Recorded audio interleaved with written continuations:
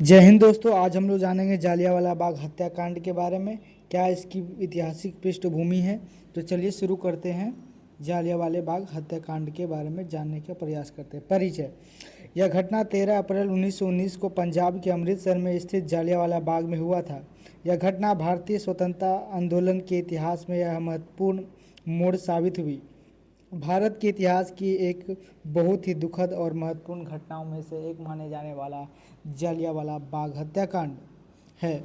आप देख सकते हैं जो गोली चली थी जालियांवाला बाग हत्याकांड में, उसके निशान आज भी वहाँ अमृतसर में उनके निशान आज भी पड़े हुए हैं। आप देख सकते हैं आज वही अमृतसर का जो बाग है। जानने का प्रयास करते हैं कि बताइए ऐतिहासिक इसका जो कारण था, इसकी जो ऐतिहासिक पृष्ठभूमि थी क्या थी। तो 1919 में ब्रिटिश सरकार ने एक कठोर कानून बनाया था जिसे रॉलेट एक्ट कहा गया था। इस कानून के अनुसार अंग्रेज सरकार किसी भी भारतीय को बिना मुकदमे के जेल में डाल सकती थी। इस अन्यायपूर्ण कानून के अनुसार पूरे भारत में लोगों में आक्रोश फैल गया और जगह जगह विरोध प्रदर्शन होने लगे थे। 13 अप्रैल 1919 को बैसाखी का त्यौहार था। उस दिन हजारों लोग जालियांवाला बाग में एक सभा के लिए इकट्ठा हुए थे। सभा का उद्देश्य रॉलेट एक्ट का शांतिपूर्ण विरोध करना था। उसी समय ब्रिटिश सेना के अधिकारी जनरल डायर अपने सैनिकों के साथ वहां पहुंचा। रेजिमेंट डायर ने अपने सैनिकों के साथ पहुंचा। बिना किसी चेतावनी के उसने सैनिकों को भीड़ पर गोली चलवाने का आदेश दे दिया। गोली की घटना। सैनिकों ने लगातार कई मिनट तक भीड़ पर गोलियां बरसाई। जालियांवाला बाग चारों तरफ से दीवारों से घिरा हुआ था और बाहर निकलने का रास्ता बहुत सकरा था, इसलिए लोग वहां से भाग नहीं सके। इस गोलीबारी में सैकड़ों लोग मारे गए और हजारों लोग घायल हुए। कई लोग अपने जान बचाने के लिए बाग में बने कुएं में कूद पड़े। उस जालियांवाला बाग जो जो बाग था, जालिया नाम का जो एक बाग था, उसमें जो एक कुआं था, वो जान बचाने के लिए बहुत सारे लोग उस कुएं में घुसने लगे। तो बहुत सारे लोग जो है उसमें घुसने का 10 तो चले गए 20, तो भाई मरवे ना करेंगे। उसके बाद देखते यही है जालियांवाला बाग हत्याकांड। इस घटना का जो प्रभाव क्या रहा, तो जालियांवाला बाग हत्याकांड से पूरे भारत में बहुत आक्रोश फैल गया। लोगों के मन में अंग्रेजी शासक के प्रति गहरा विरोध उत्पन्न हुआ। महान कवि रविंद्रनाथ टैगोर ने इस घटना के विरोध में अंग्रेजी सरकार द्वारा नाइटहुड की उपाधि को त्याग दिया तथा गांधी जी को भी एक उपाधि दिया था, केसर हिंद की उपाधि। तो उन्होंने भी केसर हिंद की उपाधि को त्याग दिया। इस घटना ने भारतीय स्वतंत्रता आंदोलन को और भी मजबूत कर दिया।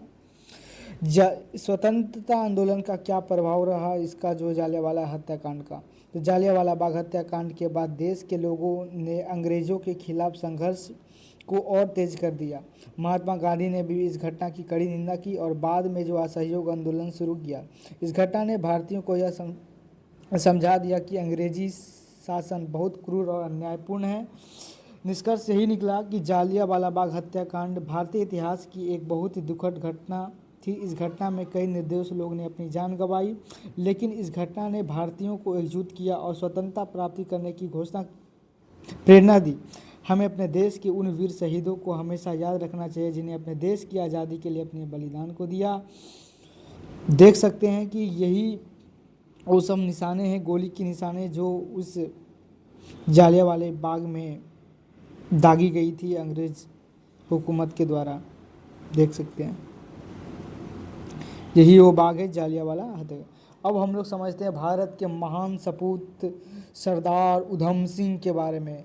जब जहाँ जालियांवाला बाग हत्याकांड हुआ था, उसी बाग में सरदार उधम सिंह भी गए थे, जो उस समय बहुत छोटे थे।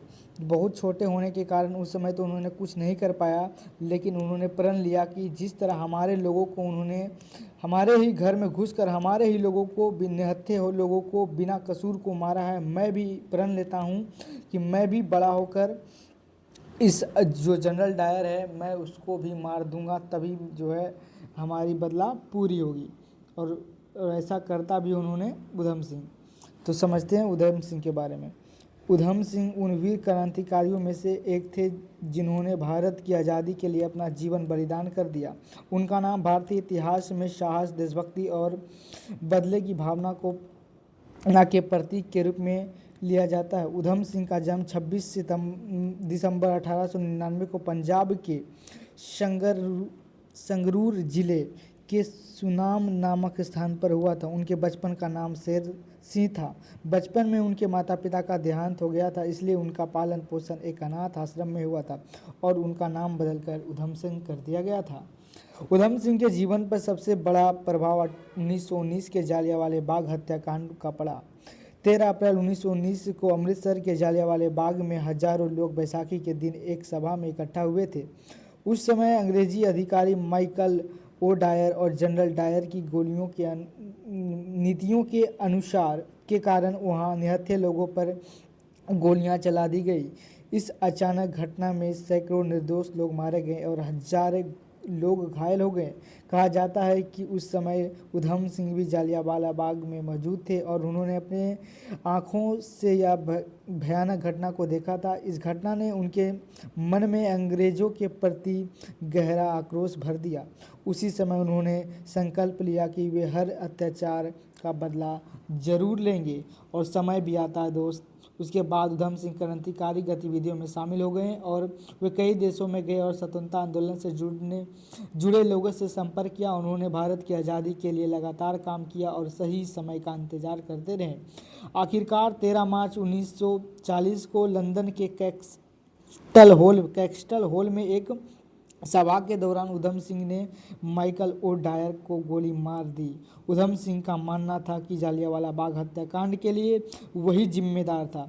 इस घटना के बाद उन्हें तुरंत गिरफ्तार कर लिया गया।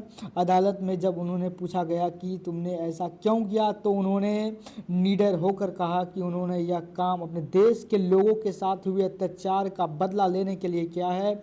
उन्होंने अपने इस कार्य पर कोई पछतावा नहीं था। वे चाहते थे कि दुनिया को पता चले कि भारतीय लोग अन्याय को कभी नहीं भूलते।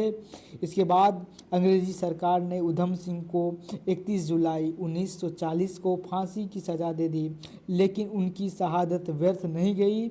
उनके साहस और बलिदान ने भारत के स्वतंत्रता आंदोलन को और मजबूत किया। उधम सिंह का जीवन हमें यह सिखाती है कि देश के लिए प्रेम और न्याय के लिए संघर्ष करना बहुत महत्वपूर्ण है। उन्होंने दिखा दिया कि सच्चा देशभक्ति अपने देश और अपने लोगों के सम्मान के लिए किसी भी बलिदान के लिए तैयार रहता है। आज भी भारत में उधम सिंह को एक महान क्रांतिकारी और देशभक्त के रूप में याद किया जाता है। उनका जीवन हमारे साहस, देशभक्ति और अन्याय के खिलाफ बड़े खड़े होने की प्रेरणा देती है। ऐसे थे हमारे वीर उधम सिंह। तो दोस्त, थैंक यू फॉर वॉचिंग।